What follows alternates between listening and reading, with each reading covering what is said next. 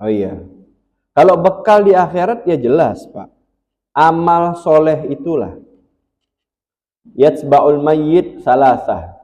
Yang mengikuti mayit itu 3. Yatsba'u maluhu wa ahluhu wa amaluhu. Yang akan mengikuti dia itu hartanya, keluarganya, amalnya. Fayarji usnan wa yabqa wahid. Nanti kalau sudah dikubur 2 balik, yang tinggal 1. Apa yang balik? Fayarji umaluhu wa ahluhu. Hartanya balik, mobilnya balik, motornya balik, rumah pun gak ikut ngantar. Wa ahluhu, dan keluarganya juga balik. Istrinya balik, anaknya balik. Wa yabqa wahid. Yang sisa apa? 1. Apa itu? Wa yabqa amaluhu. Yang sisa menemani hanyalah amalnya saja. Amalnya yang menemani di alam kubur, yang gelap, yang sempit, yang ngeri, yang kita jijik nyentuhnya, masuk juga kan? Itu yang dimaksudkan bekal di akhirat itu ya amal soleh kita. Amal itu ada 2. Ada amal yang kita kerjakan, ada amal yang mengalir seperti jariah. Amal yang kita kerjakan saat ini, ya ini, sholat, itu buat kita. Umroh, haji, sedekah, dan lain sebagainya. Tapi ada amal yang pertama ini, ketika kita wafat, udah nggak bisa lagi kita kerjakan. Jadi kita diwajibkan beribadah itu sampai kita wafat. Di alam kubur, sudah nggak wajib lagi ibadah. Maka nggak ada di alam kubur wajib sholat, nggak ada. Di alam kubur ngaji, nggak ada. Ya. Adapun kita mendengar cerita-cerita yang katanya ada orang soleh di alam kuburnya sholat, karena seumur hidupnya sholat.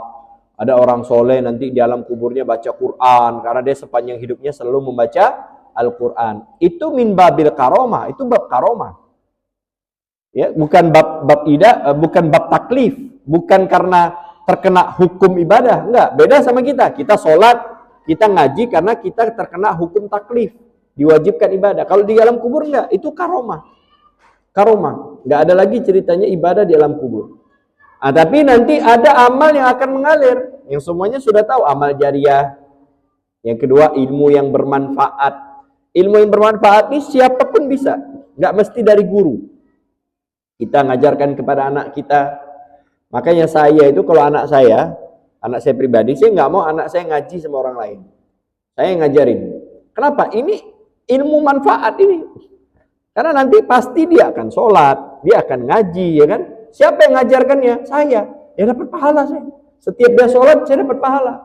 Kenapa? Dia bisa sholat, dia baca Fatihah, dia dapat ilmu, siapa yang ngajarin? Nah gitu loh. Jangan manfaat. Kalau bisa, anak-anak kita yang dasar-dasar itu, jangan orang lain yang ngajarin, kita.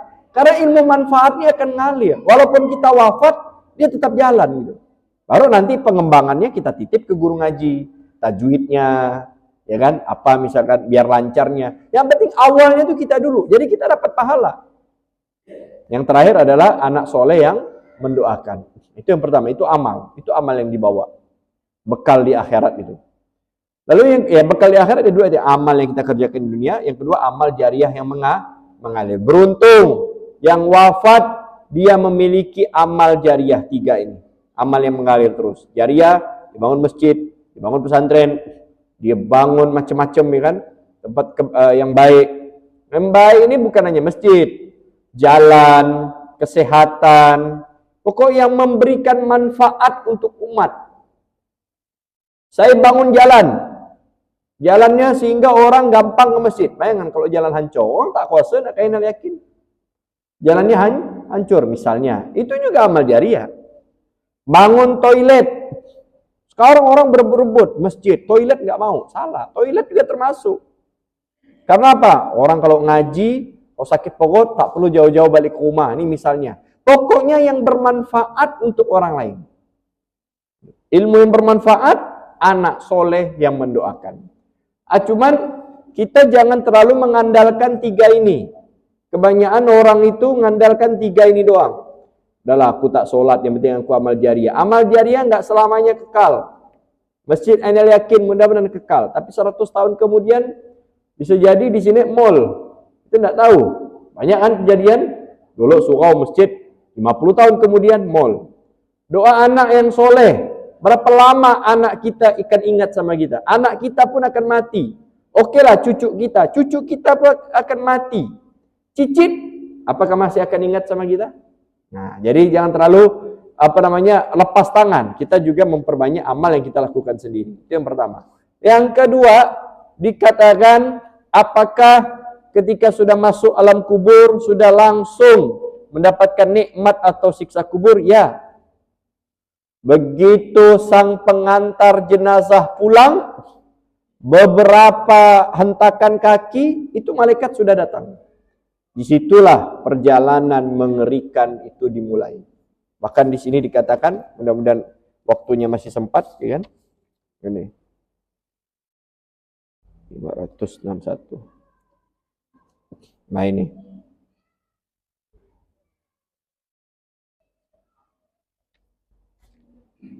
Banyak faedah di sini.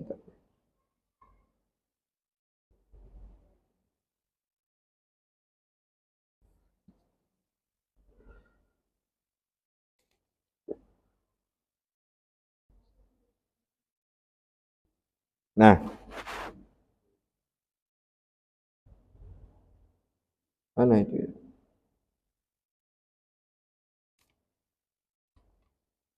Lihat.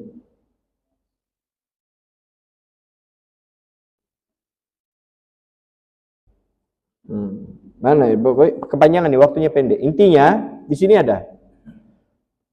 Tidak ada malam yang lebih menakutkan bagi mayit itu kecuali malam pertama alam kubur. Itu paling mengerikan. Di sini ada. Cuman karena waktunya pendek, tidak usahlah saya anu ya. Maka kita yang hidup dianjurkan untuk memperbanyak mengirimkan doa, bahkan ada namanya sholat hadiah untuk mayit. Tata caranya ada kepada almarhum. Karena malam pertama di alam kubur itu betul-betul mengerikan. Betul-betul menakutkan, mengkhawatirkan. Di situ udah mulai. Sudah mulai udah. Nah, dikatakan juga di sini dapat tadi ya dari Sayyidina Utsman bin Affan, al-qabru awwalu manzilin min manazil akhirah.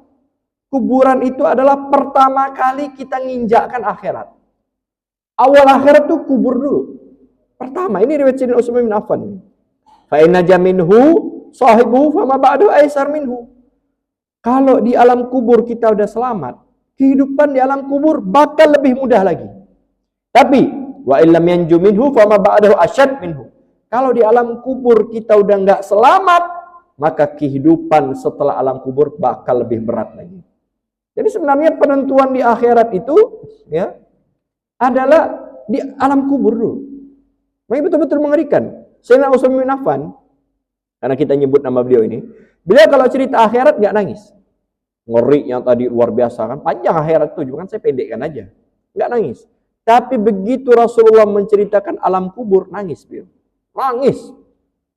Sahabat bertanya, bukankah akhirat lebih ngeri? Kenapa engkau nggak nangis? Kata beliau, enggak. Aku takut di alam kubur. Karena kuburan itu penentuan di alam akhirat. Dan di akhirat kita ramai-ramai. Di kuburan kita sendiri. Lebih ngeri lagi. Maka beliau melanjutkan, apa kata Sayyidina Utsman?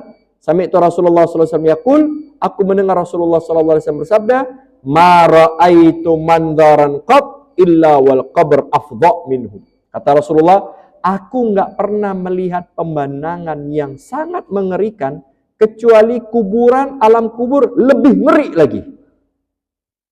Itu dalam kitab Hamish Ar-Raudul Fa'iq halaman 37. Rasulullah saja mengatakan gitu. Rasulullah melihat pemandangan, Rasulullah Isra Mi'raj, ini mohon maaf, setengah menit. Rasulullah kan Isra Mi'raj, melihat neraka, ya kan?